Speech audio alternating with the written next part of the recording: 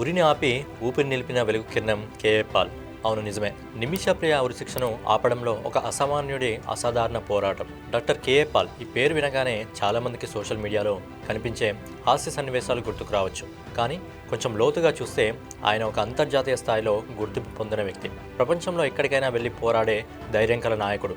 ఆయనకు సొంత మీడియా లేకపోయినా ఆయన చేసిన కృషి, సాధించిన విజయాలు మాత్రం అపారమైనవి. ఇటీవల నిమిష ప్రియ విషయంలో ఆయన చూపిన తెగువ, సాధించిన విజయం ఆయనలోని అసలైన నాయకుడిని మరోసారి ప్రపంచానికి పరిచయం చేసింది. ఆయన చేసిన పోరాటం వల్ల ఒక మహిళకు దక్కిన మరో జన్మ. కేరళకు చెందిన నిమిష ప్రియ యెమెన్లో ఉరిశిక్ష ఎదుర్కొంటున్న విషయం దేశవ్యాప్తంగా కలకలం రేపింది.